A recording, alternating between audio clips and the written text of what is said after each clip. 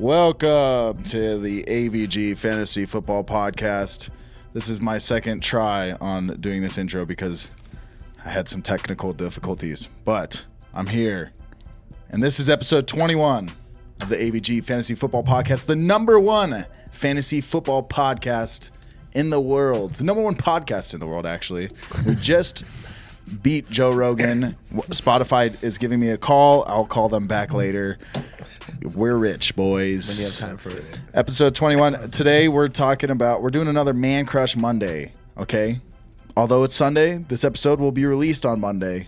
So it's perfect, dude. It makes sense. I don't know why I had to explain that. But in this episode, we're talking about, we're doing Man Crush Monday. We're going over, we each picked one of each position, a quarterback and a tight end. Last week we did tight end rankings. If you want to go look at that, link should be down. I'll put it in the description down below.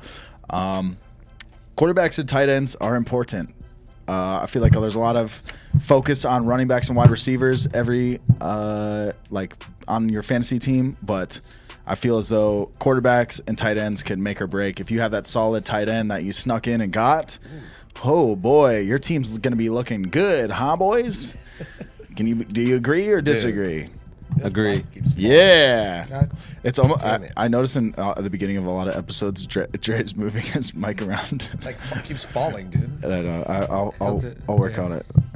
Anyways, I think it's loose. so that's what we're gonna do. If you want to go and navigate through the episode more easily, go ahead and check in the description. There'll be a table of contents there with all the timestamps of whenever we're talking about each person and thing. Each tight end and each quarterback. Very easy to go through that way. On YouTube, it's clickable. On the podcast apps, it's not. So you have to actually scrub through. But before we start, I just got to say, follow us on Instagram. Follow us on Twitter. Those links are in the description down below as well. Subscribe to our YouTube channel. We got to get to our goal of hitting 1,000 so that way we can, get that YouTube money, baby. All right, help us, baby. Help us help you. Help us, we're poor. Because honestly, if we get some money, we can do these more regularly. So yeah. All right, we're gonna start it right now. Man Crush. Man Crush Monday. Quarterbacks and tight ends. Let's begin. On Sunday. On Sunday. Sunday. Throw it back in. I mean, technically, East Coast would be like Monday. Oh, not yet, right? Ooh, in 12 minutes. 12 minutes, Monday. Oh, we got my boy. It's Tannehill time, baby. Tannehill.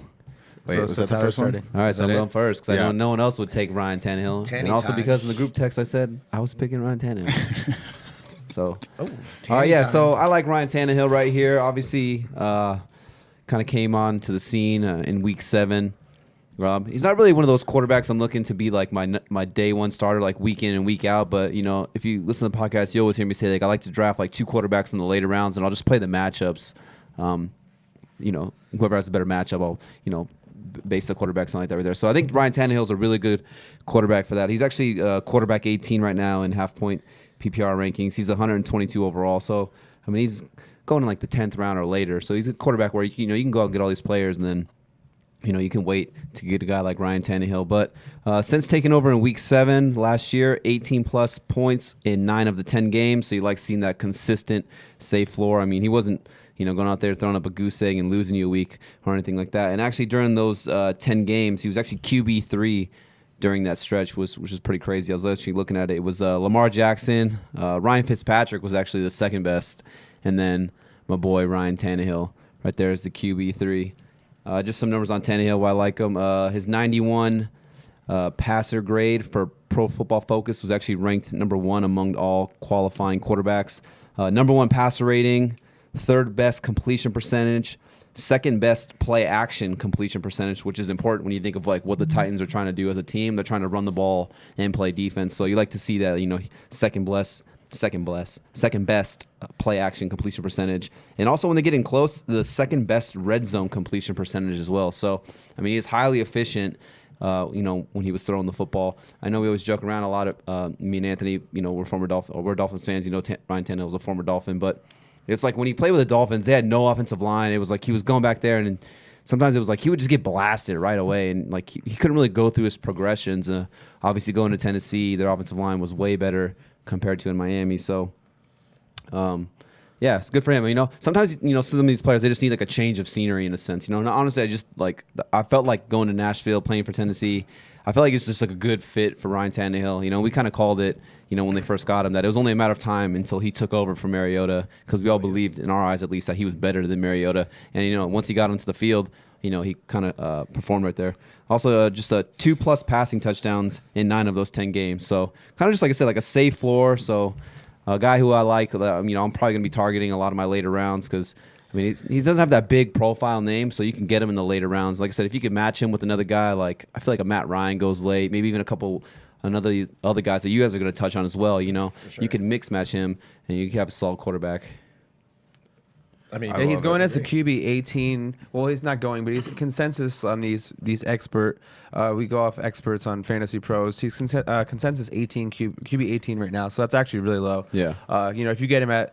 I know you had him at you think 12 or 11, something like that. Yeah, I struggled and wanted to put him in my top 12. Oh, we all had him on our cusp at least, I think, within our top 14 quarterbacks. So just kind of telling you if he's being drafted that low, and we kind of see him a little bit higher.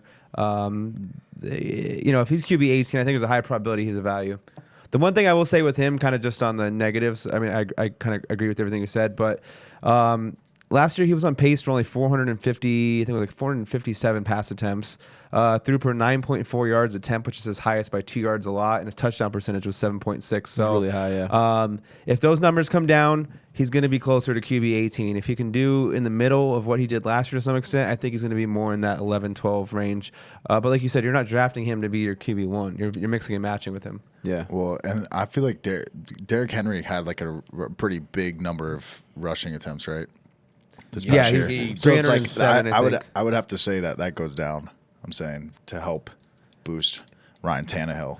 If they're not running the ball more, they're could be passing the ball more. Okay. Yeah, I kind of have him going closer to 500 pass attempts, which is like another 40. It's about another 40, I think 3 or something like that than when he was pacing in that sample size. So I do have him throwing a little bit more myself. So. No, I agree. How you were saying to change of scenery sometimes is what you need, but also with him, he played receiver at Texas A&M. So on top of the system and all that, he was probably still learning, like the nuances of being like a pro on top of just learning how to play just the position in general. It's the toughest position in football. So to be as raw as he was coming from, a position change and then learning, I think maybe now he's fully just grasping the position. So maybe that's why you saw, the numbers jump up on top of the change of scenery. So it takes time, and he's still he got what, a 3-year? Did they max him out with 3 and he got paid, or was it like a 2-year? I think it was 4 years, like 80-something million. Yeah, he's still young. Yeah, he's got some good, and he's pretty athletic. He can run if if he had 4 rushing touchdowns last year. It's a career high for him, obviously. But when you like right there, for instance, right down the high, you're doing an RPO, you hand the ball off to Derrick Henry. Obviously, a lot of people are going to bite on that, but like you said, people kind of sleep on that. He is an athlete, former wide receiver, so he has the ability to, make a play with his legs if he has to. And Henry helps, just like we said. The thought of just the presence of him is going to open up the field, and he can move. So it's not one of those where he's a detriment as far as like staying in the pocket and all that. So yeah. No, I was looking at the numbers too. Like Anthony touched on the 7.7 touchdown percentage. That's really high. I think what's an average, like a 5. Give or take. High is a good 5's like it's like a good year. So that's obviously why he was the QB3 during that 10-game stretch. I don't think he's going to finish as high as a QB3. But yeah, I think the numbers kind of fall back to the medium. You give him a full 16-game season. A second year with AJ Brown, who put up some pretty good numbers as a rookie, who's a playmaker himself, where he's kind of like that OBJ. You throw a little slant to him, he takes it to the house. Corey Davis obviously hasn't panned out, but he's still a capable receiver out there to get things done. I know you're big on Jonnu Smith, so they go out and get Darrington Evans out of Appalachian State, so just another pass catching back out of the backfield for him as well. So yeah, I like Tannehill. I'm kind of a homer pick with him, a former Dolphin, like I said, and I think the thing that I like about Tannehill is that for so many years, it's like we're trying to like stick up for the guy that he is good. It's just the Dolphins weren't no offensive line, like the coaching. Adam Gase is a bum. Like if he could get the opportunity, that he could really shine. And so I think it just felt good to see him as like a fan. Like, hey man, this guy actually can go out there and get it done. When he's surrounded with the right pieces and the right coaching. For sure. Yeah, I mean it's just kind of like to allude to the total yardage and pass attempts. He's needed about 580 pass attempts to get roughly around 4,000 passing yards. So, like I said, I'm interested to see what he does. I think he's gonna be a little bit more efficient because they do run the ball nonstop. So it's like they don't need him to throw the ball down the field. So you could still see a touchdown percentage around the 6 range. Yeah. And if he does that, he's gonna be fine. But like I said, if that goes lower, it's gonna be. You drafted him at 18. You always could always drop him. Some of these these are guys we kind of like late. Some of them. So it's like these are guys where like Tyler said we're getting as our second. So if they're not panning out in the beginning of the year, you could always drop these guys. You're not investing a top 5-round pick on these quarterbacks. For sure. Yeah. Yeah, and like I said, his completion percentage was nice when he got into the red zone. Play action completion percentage was nice. So, I mean, like I said, even if he's not throwing the ball 30 times a game, I mean, he's highly efficient with it, and he's making those plays count. When they get in close, he's converting those passes into touchdowns. Tannehill time, baby. Tanny time. Tannehill. Okay, we can move on to the next one. We got Josh Allen. our boy Josh Allen. Man. He's really running around, It's actually funny. I was going to say Tannehill's almost like a little less athletic Josh Allen, like a little smaller, but, just as he can still do the things that Allen does. I mean, I'll start with the rushing since that's what we were talking about. I mean, he's got 17 rushing touchdowns his first 2 years in the league. And he's pretty crazy. And he's a little bit different as far as if you like, people like the Lamar Jackson, the Jacksons, the Kyler Murrays, the Russell Wilsons that can scramble and get you, the extra yards. But he sneakily had, he had over 100 carries last year. 109. So, I mean, he averaged 4.68 yards per carry last year, 7.09 the year before. So, dude he's getting you. I mean, he's positioning you to move the chains every time you're handing off the rock or even, posing the threat. You got Singletary there. You got Zach Moss. With him, his completion percentage, 52 in 18 and then 58. So I think that needs to go up. But, I mean, they added Diggs, another year in the offense. So I just like the progression that he's been making. He went from 172 a game as far as yards to 193. So he's getting there as far as like being a better passer. I think Diggs will help him get to that 60% completion percentage. And a lot of people knock Josh Allen for like his 300-yard games or lack thereof. I think this will be the year he can finally get you, more consistent games. He still finished at QB6, and his ADP this year 73. So, I mean, that's kind of high, but for my blood. But, I mean, he can make that next jump as far as just as far as, I mean, helping you win your league. If he's getting 17 rushing touchdowns in 2 years, I mean, that's a safe floor of 8? I mean, if he can get you 8 again, that's amazing. So, I mean, even if he gets you 6, that's almost one every 2 and a half games. So it's just that extra icing on the cake. I mean, like you said, you went to the point where he was QB6 last year, and I'm projecting some growth as well too. Getting Stephon Diggs isn't going to hurt you. It's definitely not going to hurt you. So, another year in the NFL, it's his 3rd year. Like you said, you're seeing the arrow go up with progression. If it goes up a little bit more, I mean, I don't think the rushing numbers are really going to come down. But if the rushing touchdowns do come down a little bit and the receiving touchdowns go up, it kind of evens itself out a little bit. So, a lot to like with him. I mean, if he's someone who throws for 26, 27 through the air and rushes for 8, he's going to finish in the top 5 hands down. For sure. No question. So, lots to like with Josh Allen. And safe week to week because he does run the ball that much. So he's not really going to ever lose you some games. And last year he didn't have these huge spikes games, but the year before he had some games where he was like putting up 40 burgers. It was especially against Miami, he just destroyed us. Sure. No, I remember that. And his QB rating, he went from 67.9 to 85.3. So everything is going up. His interceptions went down. He had 10 touchdowns the year before. He had 20 this year. It's only 9 interceptions. So he's not forcing the ball. I mean, you'd like to see him maybe try to because he does have that big arm, but I mean, the athleticism and just the trajectory is going up and adding Diggs, like we said, Singletary. I mean, it's just the offense as a whole is taking a step forward, I think. I mean, 10 wins is what they got last year. I think they should be right around there. And I think they're making that step, Yeah, I mean, they're the early season favorite to take the division. I feel like they are. For the AFC East. Yeah. AFC East. Yeah. Yeah, and if they're going to win that, then they'll have to ride the back of Josh Allen. For sure. I don't know if you got anything, T, if you like him at all, but... No, yeah, I like it. I mean, you definitely like these quarterbacks who can, run the ball. Obviously, the rushing upside, like Anthony touches on it, every, rushing yards, pretty much 2.5 passing yards, right? Is that what Yeah, it is? 2.5. So I mean, like seeing that right there, and like I said, I mean, you get Diggs. I honestly think that this is going to help John Brown because now we saw how efficient John Brown was last year as a top 20 wide receiver. I think now that Diggs is out there, obviously he's going to command a lot of attention, especially from the main corners on the defensive side of the ball. I think the rapport with John Brown's already there, so we could see a lot of big plays from John Brown, I think. So we could see a lot of home run plays out of Josh Allen. We could see that big arm actually, like you said. We could see a lot more deep balls, I think, this year going forward. And his deep ball percentage hasn't been as great as they'd like for the arm that he has. But, I mean, you got to, learn little by little. And now you have 2 deep threats. So, I mean, it should just help him. And then you got Beasley right here, underneath. He got a little more accurate from his rookie year to this past year. Yeah, he went from 52 to 58. So he got like I said, still a little good. That's bit. good. No, that's good. I mean, yeah. no, that's good. I mean, if he can get to that like 65, I mean, that's the same, 6-7%. I mean, you're good. Yeah. Right. That was his knack coming in anyway. They're like, he's like big arm. He has to learn like touch to take off, speed on his ball. So it's shit. It ain't easy. Speaking of completion percentage, my boy Gardner Minshew finished with 60% completion percentage. There you go. In his rookie year. He had 470 pass attempts. He had a decent amount of touchdowns he only started in 12 games, played in 14. He had 21 touchdowns. I like Gardner Minshew because you can literally get him in one of the last rounds. I was doing a little bit of mock drafts today and like little mock draft simulators, and I was able to get like Matt Stafford in the 10th round and then grab Gardner Minshew in like the 17th round, like the 16th round. Yeah. And I mean, I'm not mad at that. So he's ranked as number 28 in standard leagues and number 26 in PPR. He's like I feel like it's a super sleeper, but you guys know me, like how I like to play. I like to go back and forth on quarterbacks. Like I like to play the matchups. So I'll wait till the very end. But yeah, so I like Gardner Minshew for that. He finished with a 91 QBR quarterback rating. That's not too bad. Yeah.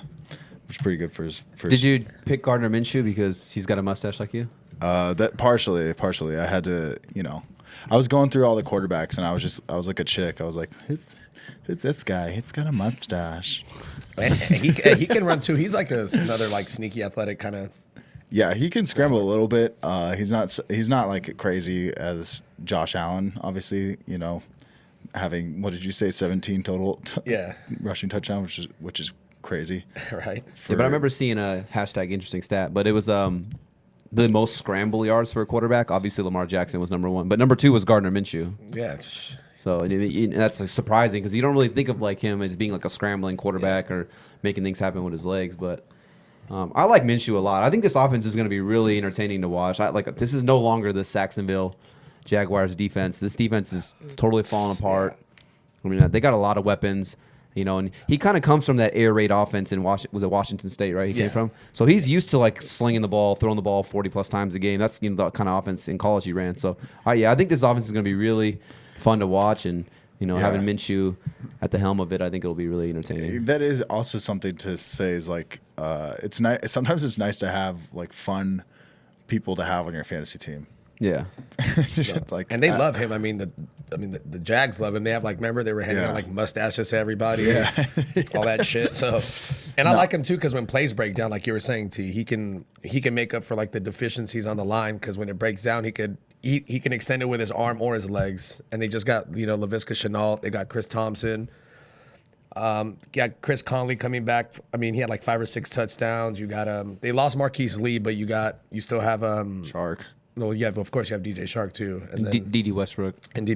So they like T said, they do have a good amount of weapons. I mean, Tyler Eifert, just a red zone big body guy for sure. I mean, is Fournette, like me and Anthony, we're not big on Fournette getting all 60 catches, 65 catches, whatever the fuck he had, but I think it's going to be more of like Tyler said, the air raid, spreading it out, and using the athletes and letting them work.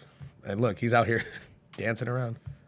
Yeah, well, I mean, I figure even if there's 100 targets to the running back position or in those underneath positions, like if Chenault's playing like a hybrid, they're going to be more efficient than Leonard Fournette was. Chris Thompson's going to be able to do more. Whoever they throw to across like the short intermediate routes is going to be able to do more. So it's only going to help him. Yeah, he ran for 370. Where the rushing goes, so 344 yards, and that's in those 12 games started. So he's someone I kind of see running for 400 to 500 yards. Passing. Rushing. He ran for 344 yards. Oh shit. Yeah. He passed for like He passed for 3,200. 32. Oh, so you meant 32 total. I was like, yeah, 32.70. 32.71. So he's kind of someone I kind of see. The Jaguars, I feel like, are going to be. You're going to get a lot of garbage time this year with Minshew because that defense isn't very good. Blake Bortles, I think, for like 3 or 4 years running, it was a top 10 quarterback. And it was because he ran the ball too. It's like he would get 400 to 500 rushing yards low key, and they'd be losing every game, and he would throw for 4,000 to sometime I think upwards of probably 43, maybe 44 one year when he had A-Rob, and they both kind of had like that big year. So he's someone who I think is going to have to throw it. They were 10th in passing pace last year. I see them being a top 10 passing team again, just due to kind of chasing in the games. So yeah, I like the upside of Minshew. If he can get to 37 to 4,000 yards, so for 20 something touchdowns, and get 400 or 500 rushing yards, he's going to be a value. Yeah. One thing I liked about him, he was really efficient in terms of his touchdown to interception ratio as a rookie. I mean, you don't really see that. Even guys like Kyler Murray. I mean, you got Baker Mayfield. These guys are throwing for 12, 14 picks, in their rookie years. I think he only threw six picks but he threw 22 touchdowns or something like that. 21 touchdowns, which is really efficient for a rookie, For sure. Yeah, Josh Allen hasn't done that yet. He only's thrown for 20 in a season, so yeah. That's and he was a late round pick too. And he only started in 12 games. Like he played 14, but he started 12. It's crazy too because we're in a group chat, and I feel like I always send you guys I'll find random Gardner Minshew stats, and I'll send them to you guys, and I'll just be like, but it's crazy because he's always up there with Lamar Jackson, Patrick Mahomes, the weirdest stats, but he's up there with the best of the best. So it shows that he belongs. Yeah. And for them to not really go out and address a backup, or go sign someone in free agency, they're kind of saying here's the keys to the car.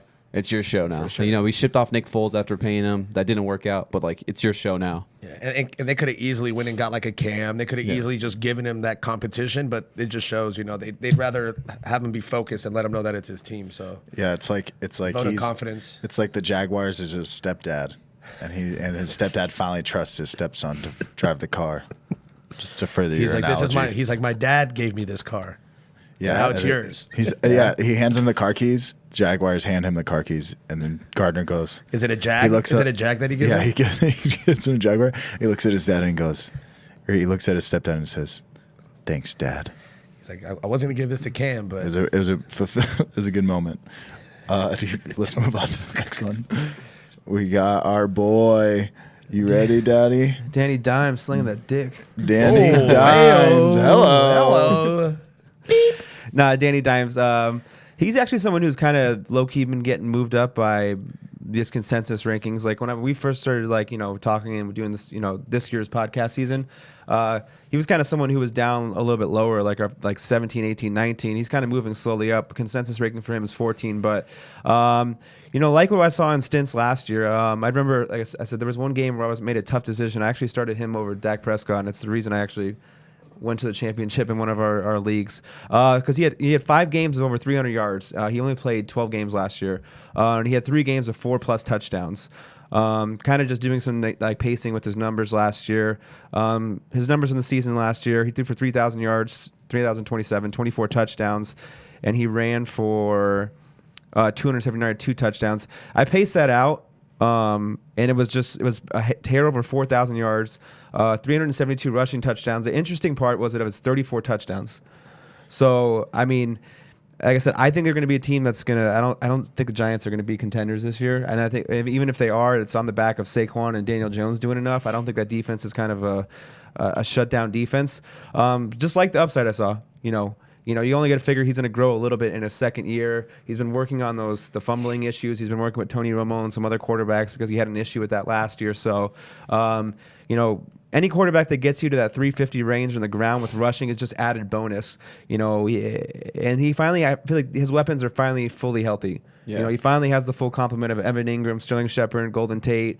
Darius Slayton will be in his second year. So he's getting those weapons all, we assume, at 100% health going into this year. So, Danny Dimes, I'm going to be targeting as one of my 2 quarterbacks. I might go Danny Dimes and Minshew and just rock it. That'd be a good 1-2 combo right there. I mean, obviously they felt comfortable with him. It's here's a scenario where it's Eli's been the guy for so long, and it's you were thinking like, okay, like when does Daniel Jones get into this? Like maybe if they start to struggle, like maybe he gets in towards the tail end of the season. But it was like boom, after like 1 or 2 games, they were like, nope, like Daniel Jones is better than you right now. So and then they pretty much kicked Eli to the curb. It doesn't matter what you did in the past. It's what can you do for me right now? And Daniel Jones seems to be that guy. Yeah, I like Danny Jones a lot. I think he'll be like one of those guys that said like targeting in the later rounds. Could he be a sleeper for like 4,500, 5,000 yards almost? I mean, he's got the weapons. I think he could push 4,500. I don't know about 5,000. Yeah, that's pretty hard to do. I don't want to say it can't happen, but it's pretty hard to push for 5,000. Yeah. Especially in your second year in the league. But yeah, it wouldn't surprise me if he got to even 4,250 or 4,300, and if he goes to those 30 total touchdowns, I mean, that's going to be a top 10 finish for sure. Yeah. And I mean, even last year he had one stretch of where he actually played 10 games straight. He was a QB 10 in that time. So that's kind of where I see him kind of possibly. Like I said, he's kind of snuck into my top 12. Yeah. So just kind of like the upside. Yeah, I like Danny Dimes. I'm glad I went last because I'm not nearly as big on him. I didn't talk. Thanks, dude. Which one's yours? What do you mean? I haven't talked about Daniel Jones yet. You fucking asshole. Oh, I thought you. My bad. I thought you were saying I can't wait to talk about. Never mind. No, I'm saying I'm glad I went last because instead of being redundant, I'm going to be the contrary. No, I mean I do like him. Like I was alluding to when we talked about QBs, and he was like an honorable mention. I watch a lot of Giants games. I mean, just from having the package. He's like a turnover machine. I mean, he led the NFL. He had 18 fumbles and 816 dropbacks. So he fumbled once every 45 dropbacks. 18 fumbles for someone who didn't. I mean, 18 fumbles is. I looked up. It's the 5th most in NFL history for a season. So I think that's why I'm not as big on him. Watching Giant games, I do like the upside of the 300-yard passing games, but he does not check down. And I know that was Eli Manning's problem, is that he checked down too much. But when you have Saquon, I feel like it's only going to help him. So he does force it a lot, which is good because sometimes it turns into big plays. But I feel like he should trust Saquon and try like the check downs more. And that also helps him get rid of the ball faster, which helps the fumbling problem. So I think that's why I'm not as big, but the talent is there. I just want to see him clean up the fumbles. I mean, 18 is a lot. That means you're holding onto the ball a lot, which means, the reads. But when he does let go of the ball, I mean, he has a good game. So it's his second year. So I just want to see that. And I think other than that, like you guys were saying, the talent is there. I just want to see him clean up the fumbles and maybe using his freak athlete, the best player on the team more. Yeah, which that could be possible. He uses Saquon more. I mean, it's not a bad thing to throw the ball down the field. No, you don't win games throwing to your running back. But I mean, at least he's acknowledged it. Yeah, the Niners did it. I just read he worked on it today. He's literally and that's what I said. I know he's been working with Romo and other quarterbacks, so he acknowledges that that's an issue. Yeah. And the team probably, I'm sure, said something to the extent of, "Hey, you can't be. We got to clean these up." Yeah. Yeah. Well, it's crazy. I was looking at some of the offensive line stats, and actually Nate Soldier, it's crazy. He's the highest paid, or he was. I think he's the second highest now after Tunsil. But he's one of the top paid left tackles in the league. But he gave up 13 sacks, which is the most in the entire NFL, which is crazy for a guy who's making the amount of money he's gotten. But I think they knew that the offensive line was an issue, and maybe he is holding on the ball a little longer than he should. So, but would they get Andrew Thomas from Georgia, right? Yeah, with the 4th pick. Yeah, they drafted. So they went out, they addressed the offensive line. So obviously that should help a little bit more. Maybe he's not getting hit, taking too many sacks, fumbling the ball, but that's something that you can clean up. I feel like. Yeah. So I mean, AP when it's totally different position and whatnot. But I remember AP coming in his rookie year, he had a fumbling problem as well. But I mean, that's something you really kind of could learn to change. I'd be more concerned if like he was throwing picks and he just couldn't really complete the ball or stuff like that. Yeah, so just so people don't think he fumbled all 18, so he lost 11 of the 18 fumbles, but also had 12 picks. We had 23 turnovers, which is what I'm saying. Which negative fantasy points. Yeah, well, and that's that's what you get when you have a slinger though. 12 picks in 10 games. I mean, that means he's forcing the ball. He's trying to throw it into the tight windows, like Anthony said. Like you're not going to win games without forcing it. But I mean, it's a turnover issue, 23 turnovers. But I just read also he's looking up. He's already gained 9 pounds to try to help with his ball security. So he went from 221 to 230. And they're saying he's doing like a lot of different workouts to help him just secure the ball. So, I mean, he's making the steps. I just want to see it. So, that's it. Can we just talk about how they went from 3rd and down syndrome to drafting 3rd and down syndrome 2.0? It's like literally the same. Him and Eli, they look like the same exact guy. So, but the talent is there. I like it. Just the turnovers, but that comes with just being in the worrisome, league. yeah. Yeah. All right, But let's get into the next guy. Yeah. Darren Waller. Waller. There. All right. This The is your- baller. This is your favorite guy. I mean, as much as The mauler. when you have beer bet. All right. I mean, finished what, tight end 3 or 4. I mean, we've talked about him a bunch. I mean, the one crazy. I have a bunch of numbers here. We'll go over whatever. So 90 catches, only 3 touchdowns. He had 117 targets. So his catch rate was 76.9, which we all talked about, which is good. What's crazy to me is dude had 7 drops still. So he had 7 drops, and his catch rate was still 76.9, which I think is wild. What's crazy, though, is amongst tight ends, he had a 57.9 contested catch percentage, which was first. So it's like, it's a focus thing with me. If you're first in contested catches, which it was 19 targets, but you have 7 drops, I mean, I feel like it's a more of a concentration It's one thing. of those things where it's like you're so open, like you kind of Like looking upfield almost to see yeah. where you're going. So I think those two stats are like on opposite ends of the spectrum, like drops and then contested catches. Yeah. But he averaged 7.3 targets a game, which was second amongst tight ends. He ran a route on 76.3% of the time he was on the field, which was 4th. I mean, 117 targets, which what we talked probably is going to go down with the talent that they got. But he was still second in receiving yards, second in catches, and then his yards after catch, 4.8, which is pretty damn good especially for a tight end. What was crazy to me is that he only had 8 catches all year when he was put in motion, which when someone who's as athletic as he is, I'm surprised that they just didn't move him around just for mismatches. Because how, for this is like from a football standpoint, man coverage, when someone shifts over, it changes assignment sometimes. So you can just move him around and create different matchups. So I think maybe they'll do that more this year now that they have more weapons. Derek Carr is obviously the one downfall to him, and as far as putting a cap to his ability. But I mean, he got 9.8 yards per target, which isn't too bad, second amongst tight ends. But it's going to be Derek Carr. If we can go back to the Derek Carr who broke his leg, I think he's going to have a really good year. But it's, like I said, 11 deep targets. So he gets targeted all over the field. He plays a shit ton, and when he's on the field, he runs routes. So, I mean, that's something you want from a tight end. He's almost like a wide receiver as far as 76% is pretty high. So yeah. that's why I like him. Anything else you guys want to add? Oh, and he only scored 3 touchdowns all on the road. Like, come on, bro. He's coming to Vegas. You got to get him 1 at home. He only scored in 2 games all year. All 2 in year. 1 game and 1 In the other game. and all on the road. So hopefully they change that. The upside for the touchdowns, I'll take that this year. Hopefully, I mean, look, he's lined up outside right there, so it's, whoop. I mean, they have no receivers. Yeah, for sure. And I mean, he's 6'6", 250, ran a 4.46, so he can run with a receiver anyway. Don't matter. But Yeah, and I was telling you, I was watching some some film on him. There was 2 plays where he got ankle tackled, and he could have easily had 2 more touchdowns. One of them, he went down the side of the 2. The other one, the guy like dove and tripped his ankle up. So that could have easily been 5. Yeah, like I said, I project him for 69 catches. So 69.3.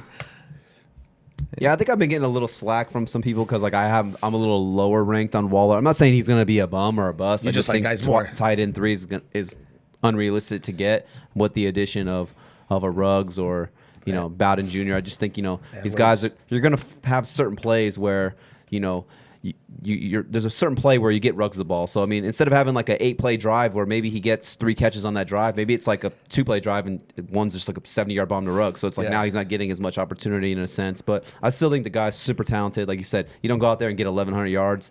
What is it, 90 catches or whatever it was? Yeah. Like you don't go out and get that if you're not good. Yeah. So I definitely think he's talented. I think my beef with Waller is I think people are going to draft him way higher because of what he did last year. Yeah. Like I feel like. Especially because, sometimes when you're doing a draft, it'll go like a tight end run. So, like, it'll go like Kelsey, and then all of a sudden, Kittle will go, and then Ertz. And, like, people start to panic. So then they'll be like, oh, shit, like, if I don't get him here, like, I might not get him. So someone might grab him in, like, the 3rd round, 4th round, because they just want to get him. Where I'm thinking, like, okay, there's some other tight ends that, just because you want to grab Waller, maybe you pass up on a good running back. Maybe you pass up on a good wide receiver, when there are some decent tight ends still available in the later rounds. But guy's super talented. I mean... Where would you feel comfortable taking him, like if he's there? Or is this someone you're just not really looking to get? period. No, because I mean, if he falls at a certain point, it's like, okay, like Waller's still there, like, compared to Like what, like you know, seventh round, sixth round? I'm kind of like that. I'm probably just gonna stay away. Yeah, because there's some people that are like, It's just he's like, I don't think he'll do it again. Or, I don't really like to draft tight ends in like the first 5 rounds. So would you take him in the 7th? I mean, that 7th would be I like, guess. yeah, I don't think he makes it to the 7th, though. I mean, one thing I will say is He this, might. is Derek Carr was the second best completion percentage. I think it was like 71% or 70.3% or something like that. But that's because he does a lot of those like short intermediate passes. I call him like Alex Smith 2.0. So, I mean, shout out to Steven. He actually won one of our leagues, but I was actually talking to him on one of the posts. But he was saying how he thinks Ruggs won't hurt him. He'll actually help him because Ruggs will stretch the field, which will open the middle of the field for him. And obviously, Derek Carr does like to dink and dunk. So if Ruggs is going to stretch the field, you got Bowden Jr., who could actually, is a shifty guy as well. You got to account for him as well. So maybe it'll open up the field more for Waller, which is obviously a possibility. That could be a scenario where, it just opens things up for him even more. And Brian Edwards, don't forget. That's, man, my dude. I just Yeah. wanted to throw his name out there. Yeah, he's someone. Listen, I don't know if he's going to go in the first 5 rounds. I think he's more of a 6 and 7. Just kind of knowing where actual tight ends went in drafts last year. They don't. Yeah, and he was undrafted, so yeah, he's going to make that. And you're going to like- get a lot of people who are like, oh, he's a 1-year wonder, one-hit kind of guy, and they're not going to touch him there. So it's draft dependent, but there are going to be some drafts where you can get him in the 6th and 7th. For sure, right? Like I just knowing where tight ends went last year. Like I said, the 4th and 5th tight end, or 5th and 6th tight end last year, right where he was like a mix of Evan Ingram and OJ Howard, and those guys you can get those guys in the 6th round last year in some drafts. I specifically remember drafts where they were available in the 6th round, and even 7th and 1. I was able to get I was like the pick right before me was like Evan Ingram at the turn. Yeah, and there's always leagues where people think the opposite, like, oh, tight ends will be there. Like, I'm not trying to do that. Let me build my team and get my tight end later. So we're in a keeper league for a round. So, but yeah, in the 7th round, if he's there, that's somebody that you can snag up for sure. Yeah. And I mean, Derek Carr is he's been throwing for around 4,000 yards, so he's still got some decent yardage, and you got to put those yards somewhere. Yeah. They have to go somewhere. So, I mean, it wouldn't surprise me. Like I said, I've been saying every time we talk about him, it wouldn't surprise me if he's still the number 1 receiver in the team. I'd actually probably peg him for the number 1 receiver if he had to tell me to choose one. Trying to peg him? Yeah. Hell yeah. He might catch it. He might drop it. I don't know. Our next guy also likes getting pegged. Hayden Hurst. Zing. That's fake news. I actually don't know if that's true.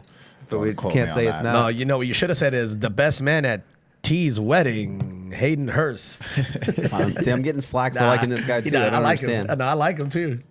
Hey, he We moved up. just- Hey, he we moved just- up in the rankings. T. That means everybody- you're on the right track. It's just like when I talk about a Steelers player, you guys give me crap. I guess, yeah. Same thing. All right, Except well, that he yeah, is crap. But I'm Hayden just kidding. Hurst is a guy who I like. I think a lot of people are sleeping on him. I know, Anthony, you said that he's kind of moving up the consensus rankings for all these extras and stuff like that. So Hayden Hurst didn't really play too much in Baltimore. Obviously, they had Mark Andrews, and they're still trying to figure out a quarterback with Lamar Jackson his rookie year. Obviously, his second year, he kind of boomed, but that was Mark Andrews who got all the love there.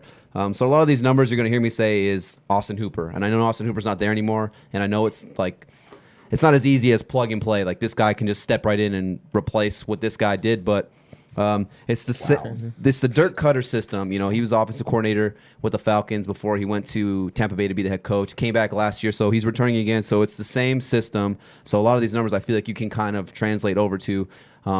If he's not as good as Austin Hooper, I still think Hayden Hurst could be a top 10 tight end, because a lot of these numbers that I'm about to say that Hooper did, they were all like top 10, top 5 for the tight ends here. But I mean, Austin Hooper finished as the tight end 6 last year, and then tight end 6 the year before that. One of the most pass happiest offenses in the entire NFL. I mean, Matt Ryan's slinging the ball all the time. That's another reason why I like Hayden Hurst here. He goes from one of the run heaviest teams to one of the most pass happy teams. I mean, Matt Ryan, 9 straight years of 4,000 plus yards. In 7 of those 9 years, 25 or more passing touchdowns. Matt Ryan, 408 completions last year, the most in the NFL. So that's a lot of balls to go around. I mean, obviously Julio's probably going to get 150 of those, and Calvin Ridley will probably get 110. But still, that's that still a still lot leaves- to go around for these sure. other guys right here. The one thing I'd like to see right here is, Hooper being the main tight end in this Dirk Cutter offense. He had an 18.5% target share, which was 8th the most tight ends. So, I mean, he's a tight end that's heavily used in the offense. And just some other numbers right here I was looking at. Top 5 in terms of tight ends, in terms of red zone and end zone targets. So when they get close, they like to look for the tight end, whether it's play action or whatnot. The top 5 in red zone and end zone targets. And then also Hooper lined up in the slot a lot. In 2018, 41% of his routes came from the slot. In 2019, 45% of his routes came from the slot. So he's actually lining up as a receiver a lot of these times. So I just like that. And like I said, he's linked to Matt Ryan. 11 of the 16 games last year, Matt Ryan threw for 300-plus yards. So, I mean, that's, you know what I'm saying, a lot of yards to go around. You know, like I said, obviously Julio Jones and Calvin Ridley, they're going to get theirs. But, you know, I think he's a guy who can kind of step right in and be an Austin Hooper 2.0. You know what? I'm gonna draft Hayden Hurst now because Tier just fucking.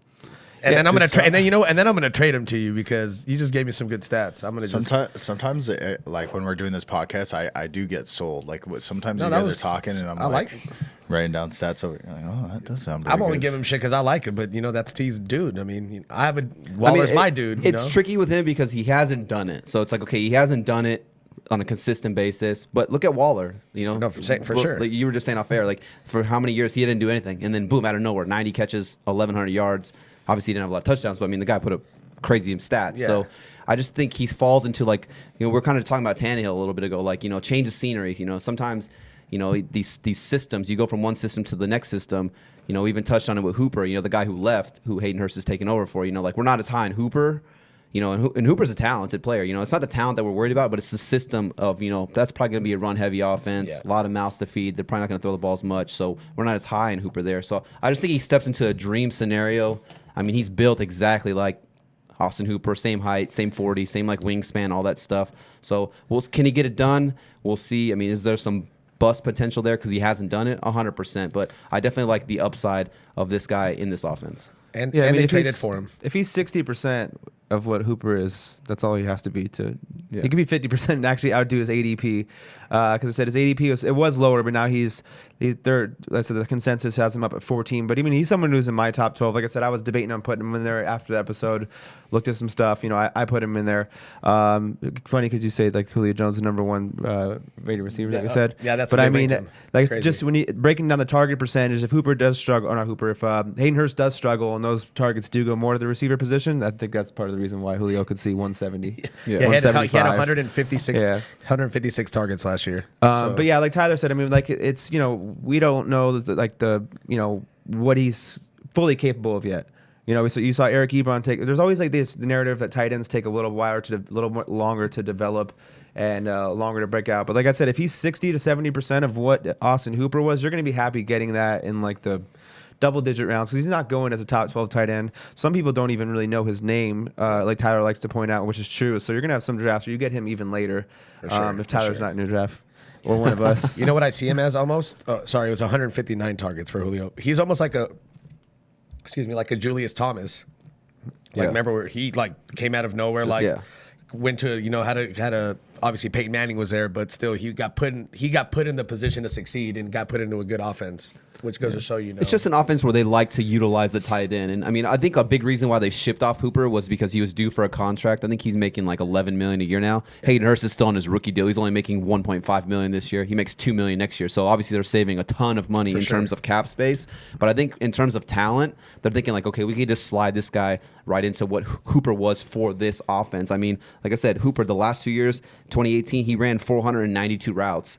In 2019, 478 routes. So, I mean, it's not like he's only blocking and sliding out here or doing like, you know, bubble screens, you know, when they get in close. Like, no, he's a guy he's running routes. Design plays. He's out there in the offense. They utilize the tight end in this offense. For sure, no. Yeah, the price tag. I love where the price tag is, like I said, for him. So, I mean, he's someone I'll probably have a good amount of shares of too. Or he's someone you could, depending on where, like take two tight ends and then just hopefully they both ball and trade one and get something good, you know, and get you a good flex play or a good, you know. Yeah, I mean, when you look at ceiling and floor, I mean, if he's able to be like NFL average, he's going to have a high floor. Like if he's able to be average on this team, he's going to probably see at least 60 targets. That's if he's just average. You know, if he's above average, it wouldn't surprise me if he gets north of 90.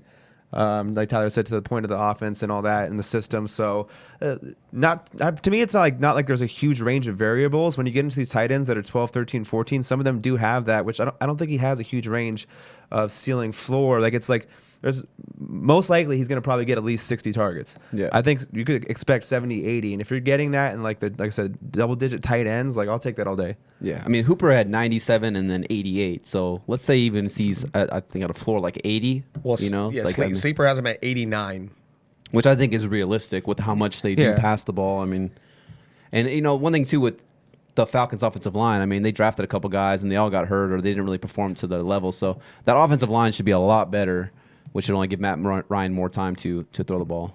Yeah, and I mean, I just tried to do the math in my head really quick, but I mean, 89 targets, that leaves you at like 5.3 targets a game. Yeah. Which, I mean, doesn't sound crazy when you break, because sometimes people hear targets and like, that's a lot, but when you break it down game by game, that's not, I mean, 5 point something.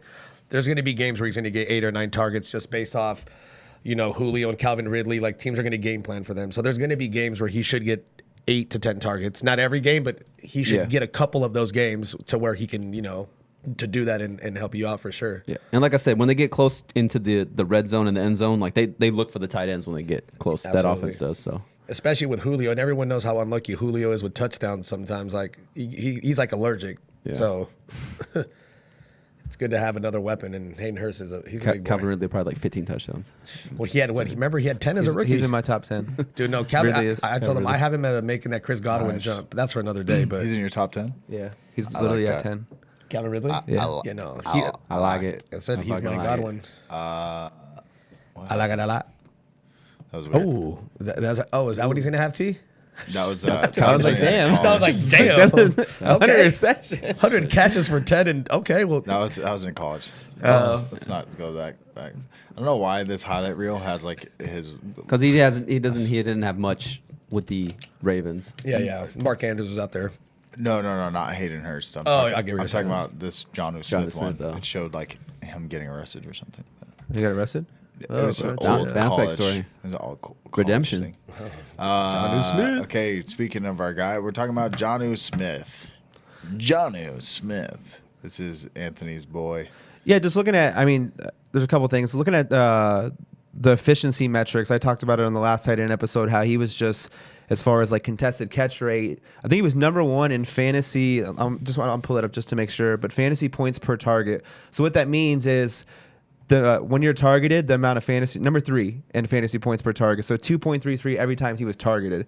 So now this is a guy we talked about he was graded as elite running back based off of athletic ability. I mean, if he sees 70, 80 targets and he's going to rank in the top 5 in fantasy points per target, he's going to outdo his ADP by far. I see the potential of being the number 2 in this team. Yeah, As far as it goes, I mean, we all think AJ Brown's going to be the one, and you look at Tannehill. Like I said, he's someone who I think is going to throw for 3,700 to 4,000 yards, even if he throws for 35. I give AJ Green his share of the pie, and it's Tajay Sharp's out of there. We know the running backs aren't catching the balls for the most part. I mean, we'll see what if they take Derrick Henry off the field, but he only commands a small target share for the most part. And no Delaney Walker there this year. I mean, he's someone I kind of think that he's almost pegged for north of 60 targets. I think 60 is probably his floor. Yeah. Now, where the upside is, it's kind of almost Hayden Hurst-like target level. If he does take over the number 2, 80, 90 targets. Like I said, the efficiency with contested catch rates. And you're getting this guy even later than all the guys we talk about. He's going as the tight end 17 right now. So someone you could take with that last pick and could end up being a weekly tight end for you. Yeah. I mean, one thing I like about him right here is I touched on Tannehill being so accurate in terms of completion percentage all over the field. And it's like, I mean, you do a play action, the linebackers bite, and he just comes over the top and you just loft it right over the middle. I mean, like I said, Tannehill was, top 3 in terms of like completion percentage, red zone percentage, play action percentage. So yeah, I like it. And I can't really think of all the stats exactly, but I was looking at some tight end numbers before we got on air, and there was a lot of stats that it was surprising to see Jonnu Smith like up there, like top 5. And I was like, okay, like damn, like this guy's like, he's getting it done. Like it kind of like sneakily, like, like silently, like he's putting up some crazy good numbers, but like you're not really hearing about it because it was like the Derrick Henry show. Yeah, and there's some of those numbers I could tell you right now is the catch rate, 77.8%, true catch rate of 89.7, top 7 still. Yards per target, 9.8, so it means Tannehill's thrown into like a pretty high yards per target. Yeah. Yards per reception, 12.5, that's what you like to see. The contested catch, it was only 7 targets, but you still had an 85.7 contested catch rate. So number 2 in target separation of all tight ends as well too. So there's just a lot of like 2.5. 2.41, or so yeah, basically 2.5. So there's just a lot of like things you see where it's okay. I like to see this versus trying to project a tight end and you just see ugly statistics. Like, there's a lot of a positive shown there. Like I said, it wouldn't surprise me if he's the number 2 in this team. We know AJ Brown's going to be the 1, but could he outdo Corey Davis? I think so. Like I said, we know the running backs don't catch the ball. Let's just say Tennessee's defense isn't that good this year. Let's just say they are trailing in more games than they were last year, and they're not able to just run it, 25 times a game. And Tannehill has to throw 550 times. There's definitely some built-in, top 8 upside. Yeah, no, you you said almost everything I was going to because that's your boy. No, I'm big on the yards, the yak or yards per reception, especially for tight ends. I look for like that 11, 12. He's like you said, 12.5, and I like the cushion. You said 2.4. I mean, he's I in my head I was looking at his film the other day. I have him for like 65 to 70 targets this year, just because I think they saw the offense take that step forward, and they're seeing like Corey Davis just isn't what they thought, and they're seeing that he actually is. I mean, 44 targets, 35 catches. I mean, that's pretty efficient.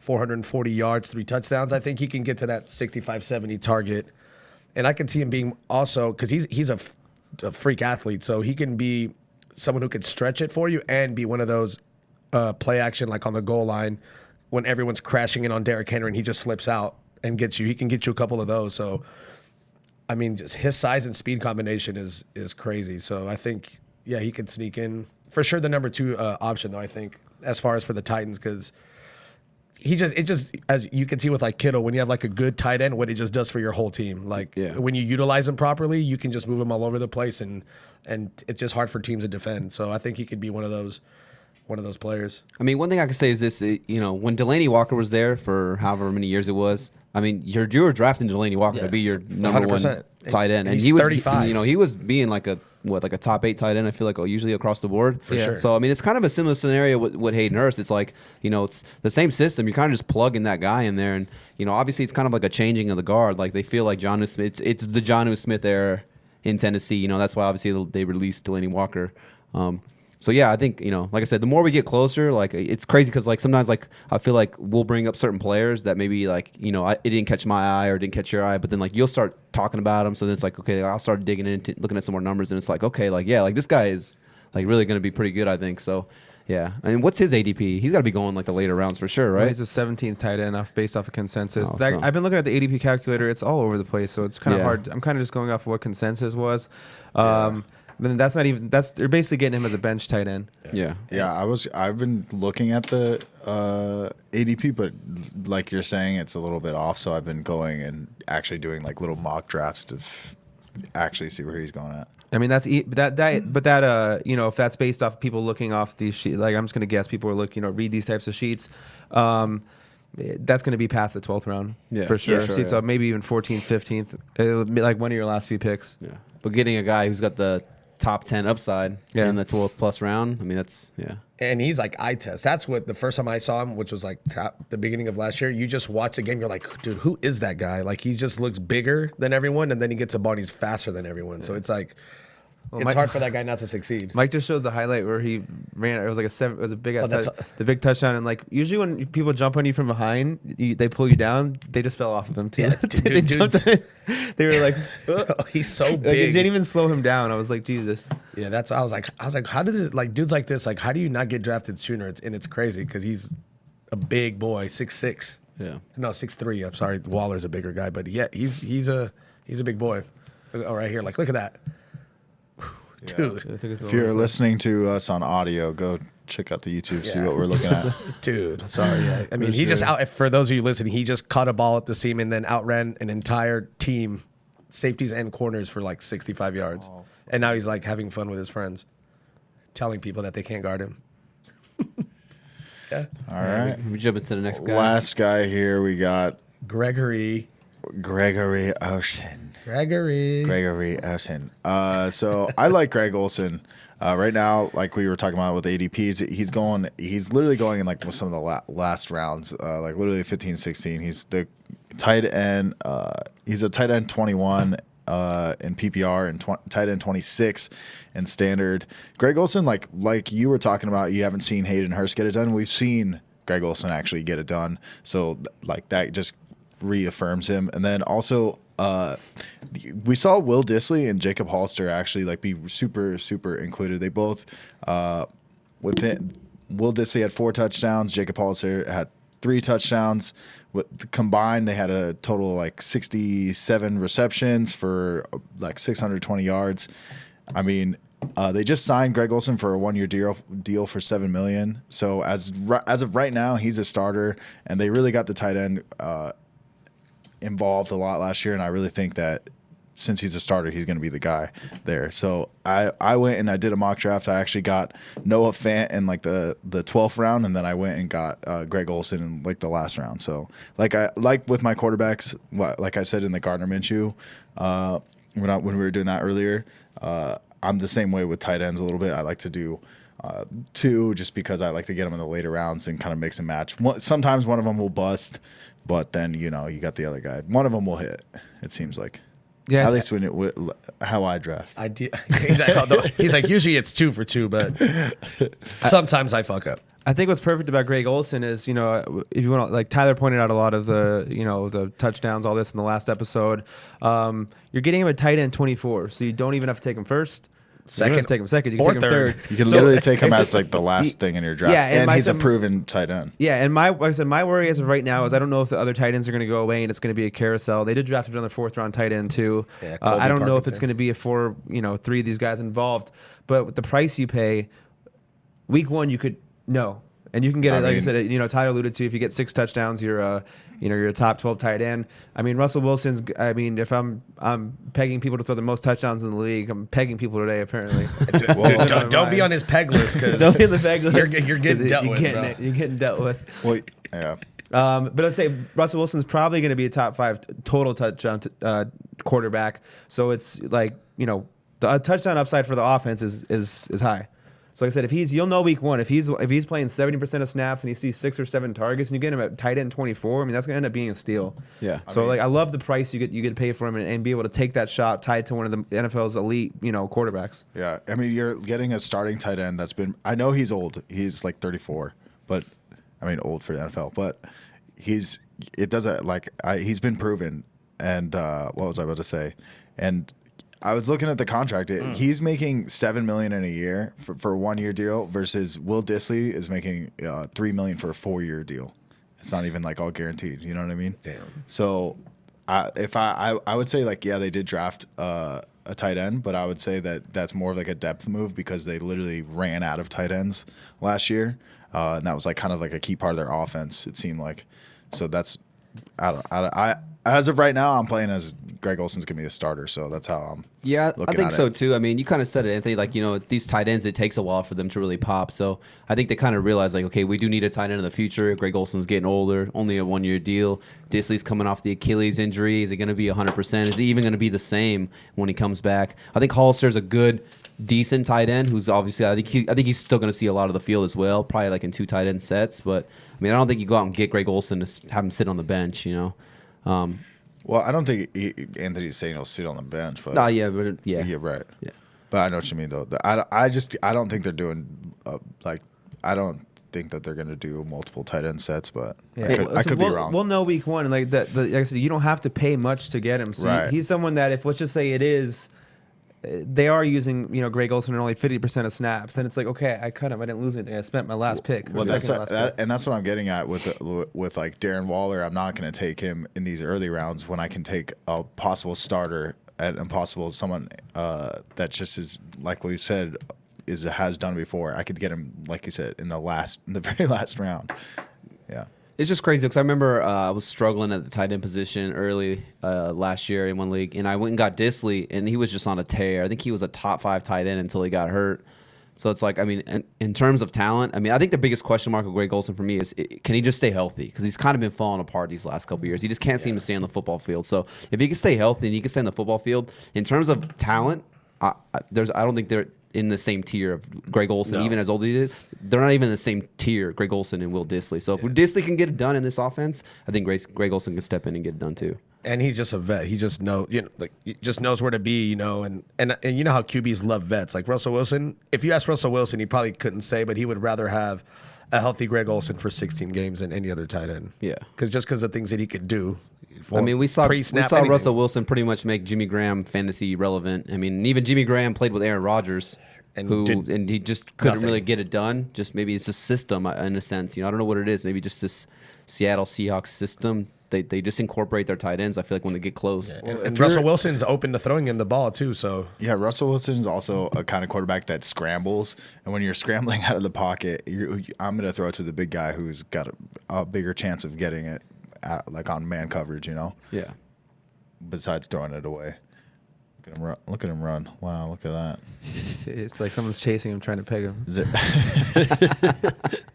Not today. Not like today. a Not bike today. peg? No. Is there anything else you guys want to talk about? Did I miss anybody's? That was it, right? That was it. I apologize on previous videos. Tyler didn't spell Greg Olsen right. I did not. Yeah. Was it spelled with the O? With the O. I'm just. Awesome. I just had to throw you under the bus.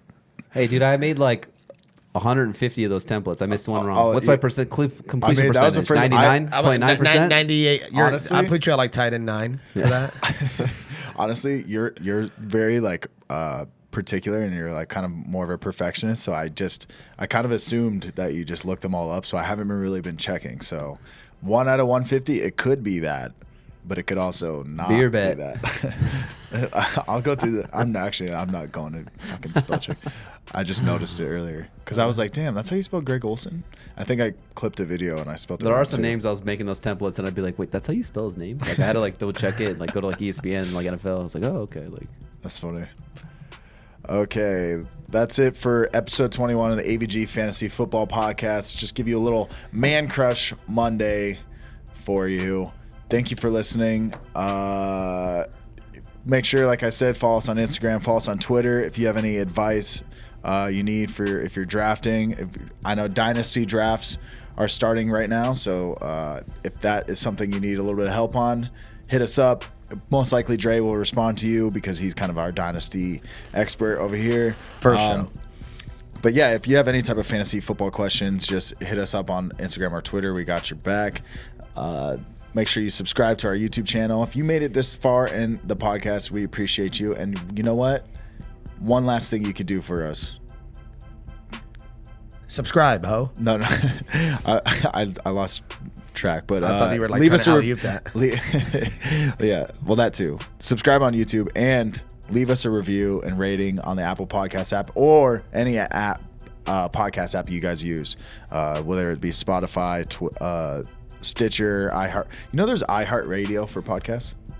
I googled our page earlier and it just popped up iHeartRadio. I was like, oh, this is a thing. So yeah, go ahead and check all that stuff out for us. Like I said, subscribe. We appreciate you, and you appreciate us. I'm telling you how to feel now, and that's all we got. Us little boys are out. Mike's out. Actually, entitled.